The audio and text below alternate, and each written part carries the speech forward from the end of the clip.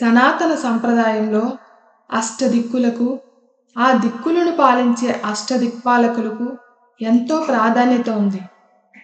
వాస్తుశాస్త్ర ప్రకారం అలా 8 దిక్కుల్లోనూ 8 మంది ఉపదేవతలైన దిక్పాలకుల శక్తిని నిక్షేపించి ఒక రక్షణ వలయాన్ని ఏర్పరచడమే అష్టదిగ్బంధనం. సాధారణంగా ఒక ప్రదేశానికి రక్షణ ఏర్పాటు చేయడానికి రత్నాధ్యాయ క్రియను వినియోగిస్తారు. అంటే 8 దిక్కులలో 8 గ్రహాలకు చెందిన జాతి రత్నాలను కొన్ని ప్రత్యేకమైన మంత్రాలు పఠిస్తూ భూమిలో నిక్షిప్తం చేస్తారు. తద్వారా ఆ రత్నాలు రిసీవర్స్లా పనిచేస్తూ అంతరిక్షంలోని ఆ రత్నాలకు చెందిన గ్రహాల యొక్క శక్తిని ఆకర్షించి ఆ ప్రదేశాన్ని చెడు నుంచి రక్షిస్తూ నిత్యం ఉత్కృష్టమైన పాజిటివ్ ఎనర్జీని ప్రసరింపచేస్తుంటాయి. అటువంటిది సాక్షాత్తు ఆ దిక్పాలకులే దిగివచ్చి అరుణాచలేశ్వరుడి చుట్టూ వారి వారి స్థానాల్లో ప్రతిష్ఠితమైన అరుణాచల క్షేత్రం గురించి వేరే చెప్పాలా? అంతటి అరుణాచలేశ్వరుడి విశిష్టతను వివరిస్తూ గతంలో చేసిన వీడియోను తప్పక చూడండి.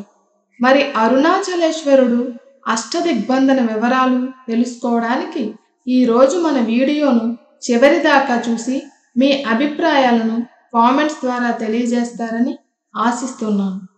తమిళనాడులోని తిరువన్నమలై క్షేత్రంలో పర్వతపాదం వద్ద స్వయంభూగా వెలిసి అరుణాచలేశ్వరుడిగా ప్రసిద్ధిగాంచిన లింగ స్వరూపానికి చుట్టూ 8 దిక్కులలో 8 శివలింగాలు ఉండడం విశేషం. అరుణాచల పర్వతం పైనున్న అరుణాచలేశ్వరునికి ప్రదక్షిణం చేయాలనుకునేవారు ఆ పర్వతానికి 8 దిక్కులలో భూమి మీద వెలసిన అష్టలింగాలను వరుసగా పూజించుకుంటూ ముందుకు వెళ్ళడం ఆనవాయితీ. అరుణాచలగిరి పాదం వద్ద నిర్మించబడిన అరుణాచల ఆలయం భారతదేశంలోని అతిపెద్ద ఆలయాల్లో ఒకటి. సామాన్య శకం 1502 నుండి 1529 మధ్యకాలంలో నాడు విజయనగరాన్ని పరిపాలించిన శ్రీకృష్ణదేవరాయలు ప్రస్తుతం మనం చూస్తున్న ఆలయాన్ని నిర్మించినట్లుగా శిలాశాసనాల ద్వారా తెలుస్తుంది. ఇప్పుడున్న ఆలయంలోని గర్భగుడి 11వ శతాబ్దంలో నిర్మించబడింది. పంచభూత లింగాలలో ఒకటైన ఈ గుడిలోని శివలింగం అగ్నితత్వాన్ని కలిగి ఉంటుంది. అరుణాచలేశ్వర ఆలయం 24 ఎకరాల విస్తీర్ణంలో వ్యాపించి ఉంది. అందంగా చెక్కబడిన 13 అంతస్తుల గోపురాలు ఉంటాయి. ఆలయంలోకి ప్రవేశిస్తుండగా తూర్పు వైపున ఆలయ ప్రాంగణంలో 1000 స్తంభాలతో నిర్మించబడిన ఒక భవనం ఉంటుంది. ఇక సకల జీవరాశి శ్రేయస్సుకై వెలసిన అరుణాచలేశ్వర శక్తిని నిత్యం కాపుగాస్తూ అరుణగిరి చుట్టూ ఆ దిక్పాలకులు స్వయంగా ప్రతిష్ఠించి అష్టదిగ్బంధనం చేసిన అష్టలింగాల వివరాల్లోకి వెళితే, తూర్పు వాస్తుశాస్త్రం ప్రకారం తూర్పు దిక్కుకు అధిపతి ఇంద్రుడు కనుక ఆ దిక్కున ఇంద్రలింగం ఉంది. నేటి తిరువన్నమలై పట్టణంలోని రథం వీధిలో ఇంద్రలింగం కనిపిస్తుంది. మన పురాణం ప్రకారం ఇంద్రుడు దేవతలకు రాజు. ఆయన భార్య సచీదేవి. వారిద్దరూ 4 దంతాలు గల అపూర్వమైన ఐరావతం అనే ఏనుగుపై ముల్లోకాలలో సంచరిస్తుంటారు. ఇంద్రుడు ఏనుగుపై కూర్చొని చేతిలో వజ్రాయుధం ధరించి ఉంటాడు. ఈయన మానవులలో ఉన్న అజ్ఞాన తిమ్మిరంధత్వాన్ని తొలగించి విజ్ఞానాన్ని ప్రసాదిస్తాడు. ఆగ్నేయ వాస్తుశాస్త్ర ప్రకారం ఆగ్నేయ దిక్కుకు అధిపతి అగ్ని. అగ్నిదేవుడు 7 హస్తాలను 7 నాలుకలను కలిగి ఉంటాడు. అగ్ని మానవులకు మరియు దేవతలకు మధ్య అనుసంధానకర్తగా ఉంటాడు.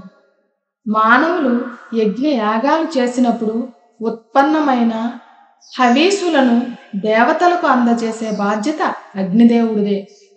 అగ్నిదేవుడి వాహనం మేక. ఈ మేకను సంస్కృతంలో యజమాని అని పిలుస్తారు. దీనికి పొడవాటి కాళ్ళు, వెచ్చటి దేహం ఉంటాయి. తిరువన్నమలైలోని శేషాద్రి వీధిలో ఈ అగ్నిలింగం కనిపిస్తుంది. చెంగన్ రోడ్డు మీద ఉన్న శేషాద్రి ఆశ్రమానికి దగ్గరలో శేషాద్రి వీధి ఉంటుంది.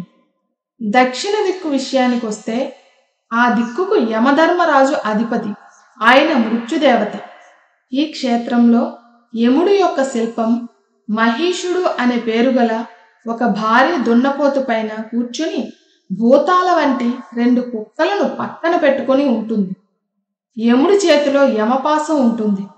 జీవులకు ఈ లోకంలో ఉండే సమయం పూర్తవగానే యమపాసం వారికి తగులుకొని వారిని యమలోకానికి తీసుకువెళ్తుంది. యమధర్మరాజు అమానుషంగా జీవుల ప్రాణాలను తీస్తున్నట్టు కనిపిస్తున్నప్పటికీ ఆయనలో ఎంతో సమధర్మం, కర్తవ్య పాలన కొట్టొచ్చినట్టుగా కనిపిస్తుంది. ఒకప్పుడు మార్కండేయుడు అనే 16 సంవత్సరాల బాలుడు నిత్యం శివపూజలో నిమగ్నమై ఉన్నప్పుడు అతని ఆయుర్దాయం తీరిపోయింది. అందువలన యముడు తన వాహనంపై భూలోకంలో ఆ బాలుడు ఉన్న చోటుకు వచ్చి అతని ప్రాణాన్ని తీయడానికి యమపాసాన్ని ప్రయోగించాడు. యముణ్ణి చూసి భయపడిన మార్కండేయుడు గజగజలాడుతూ ప్రాణభయంతో శివలింగాన్ని కౌగిలించుకున్నాడు. యముడు తన ధర్మాన్ని నిర్వర్తించడం కోసం శివలింగాన్ని అంటుకుపోయి ఉన్న మార్కండేయుడు ప్రాణాలను హరించాలని మొండిగా ప్రయత్నించినప్పుడు పరమశివుడు అక్కడ ప్రత్యక్షమై మార్కండేయుడు ప్రాణాలను తీయాలని చూసిన యముడిని భస్మం చేస్తాడు. సాక్షాత్ మరణానికి అధిపతి అయిన కాలుడిని సంహరించిన ఈశ్వరుడు ఆనాటి కాలం నుండి కాల సంహారమూర్తి అనే పేరును పొందాడు. అంటే మృత్యువును నాశనం చేసేవాడని అర్థం. ఆనాటి యమలింగం తిరువన్నమలై పట్టణంలోని చెంగన్ రోడ్డు మీద ఉన్న శ్మశానానికి పక్కన ఉంది. శ్మశానానికి అధిపతి అయిన యమలింగం శ్మశానానికి దగ్గరలో ఉండడం ఇక్కడి విశేషం. నైరుతి వాస్తుశాస్త్ర సూత్రాల ప్రకారం ఈ దిక్కును నైరుతి అనే రాక్షసరాజు తన మిత్రుడైన యమధర్మరాజుతో కలిసి పరిపాలిస్తుంటాడు. ఈ నైరుతి మానవులలోని రాగద్వేషాలకు, కామక్రోధాలకు కారణం అవుతాడు. వీటి కారణంగానే జీవుడు జనన మరణాల చక్రంలో చిక్కుకొని నిరంతరం జన్మిస్తూ మరణిస్తూ ఉంటారు. ఈ క్షేత్రంలో వెలిసిన నైరుతి లింగాన్ని ఆరాధించిన వారికి భవబంధాలు తొలగిపోతాయని, మనశ్శాంతి లభిస్తుందని అంటారు. ఈ లింగం తిరువన్నమలై పట్టణంలోని సోనాగిరి మరియు శాంతిమలై కాంపౌండ్స్ దాటిన తర్వాత కుడివైపున గిరివలయ మార్గం మీద ఉంటుంది. పశ్చిమ దిక్కునకు వరుణదేవుడు అధిపతి. వర్షాలను కురిపిస్తూ ముల్లోకాలలో జలాలను ప్రవహింపచేస్తాడు. మానవులలోని సుఖలాలసతకు కారకుడు వరుణదేవుడు. వరుణదేవుడి మొసలి వాహనంపై శరవేగంతో ప్రయాణిస్తుంటాడు.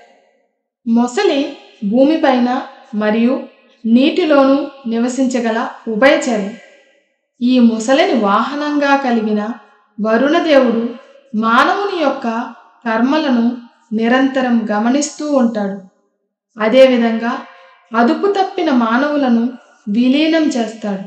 అంటే పాపాలు పెరిగిపోయినప్పుడు వరదలు, తుఫాన్లు వచ్చి పాపాత్ములైన జనాలను తుడిచిపెడతాయి.